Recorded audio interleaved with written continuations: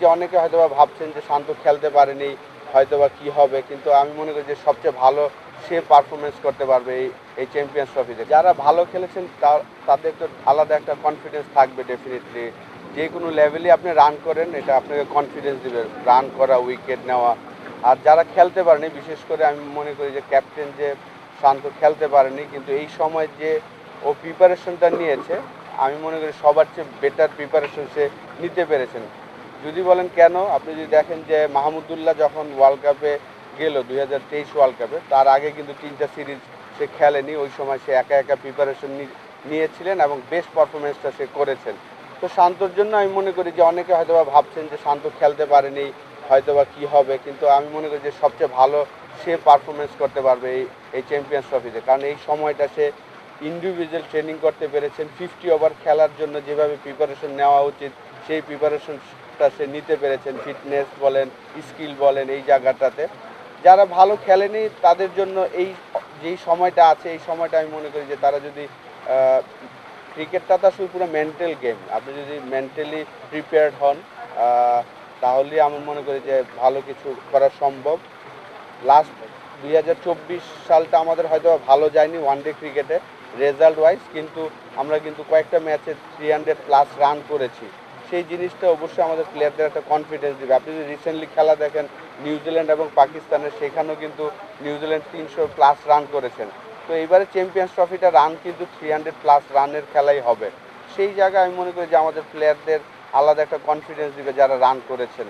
এবার নিউজিল্যান্ড গ্রুপে আছে, তবে উপমহাদেশের দুটো দল পাকিস্তান এবং ভারত, যারা এই টুর্নামেন্টের হট ফেভারিট, তাদেরকে হারিয়ে বা সেমিফাইনাল বাংলাদেশের চ্যালেঞ্জ।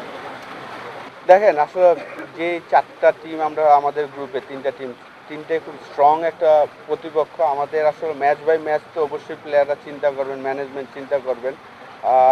ওই দিনটা যদি আমাদের হয়, 3টা ডিপার্টমেন্টই যদি ভালো ক্রিকেট খেলে, অবশ্যই সেমিফাইনাল তো আমাদের সবারই হয়তো আমরা আশা করি, আমরা যারা দর্শক আছি বা আমরা যারা এক্স ক্রিকেটার। তো ওই লক্ষ্যটা চিন্তা না করে আমার মনে হয় যে ম্যাচ বাই ম্যাচ চিন্তা করা উচিত। এবং প্রত্যেকটা টিমের সাথে আমরা কিন্তু জিতেছি, এমন না যে আমরা তাদের হারাই নাই কখনো।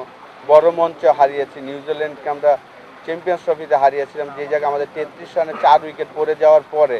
তো এগুলো তো আপনাকে আলাদা একটা কনফিডেন্স দিবে অবশ্যই। বেটার ক্রিকেট খেলতে হবে আমাদের সবাই, 3টা ডিপার্টমেন্টই। জাভেদ ভাই আর কি আমার খুবই কাছের লোক। ওই সময়টায় উনি আমাকে প্রচুর সাপোর্ট করেছিলেন যখন আমি নিষেধাজ্ঞায় গিয়েছিলাম, যখন আমি স্বীকার করেছিলাম। প্রথম পার্সন যে উনি আমার বাসায় এসে আমাকে প্রচুর হেল্প করেছিলেন। তো সবসময় আমি যখন একদম শুরুতে বাংলাদেশ টিমের সুযোগ পেয়েছি, আমার সবসময় আমার ফ্রেন্ড ওনারাই, সুমন ভাই, জাভেদ ভাই, শান্ত ভাই বলেন, রফিক ভাই, সব সিনিয়ররা আমার খুব ক্লোজ মানুষ। এখনও যখন আমি কখনো কোনো কাজ প্রয়োজন মনে হয় এই ভাইয়াদেরই ফোন দেই। তো আমি মনে করি জাভেদ ভাইকে বেস্ট উইশেস, যে উনি এত সুন্দর একটা আয়োজন করেছেন এবং ইনিশিয়েটিভ নিয়েছেন। সবসময় আমরা তো সবসময় সবার কাছে শুনলাম যে উনি কতটা হার্ডওয়ার্ক ছিল। 2099 ওয়ার্ল্ড কাপ, 2003 এই ওয়ার্ল্ড কাপগুলো খেলতে পারেনি, কিন্তু 2007-এ আমরা কেউ আশা করিনি, আমিও ওনার টিমমেট, আমরাও কিন্তু আশা করিনি, কিন্তু উনি ঠিকই স্বপ্ন দেখেছেন যে না, এইটা আমি খেলবই। এবং পরে 5টা 6টা ম্যাচ ঢাকা লিগে 100, 70, 90 করে তারপরে কিন্তু সে আবার সুযোগও পেয়েছেন। তো আশা করবো যে এই ধরনের ইনিশিয়েটিভে আমরা সবাই যারা ক্রিকেটার আছি সবাই হেল্প করব আমাদের জায়গা থেকে। সবসময় আমরা ওনার সাথে আছি। এবং জাভেদ ভাই যেই মেন্টালিটির মানুষ, আমি মনে করি যে এটা সাকসেসফুল রান করবেন এই জাভেদ ওমর বেলিম ওয়েবসাইটটা।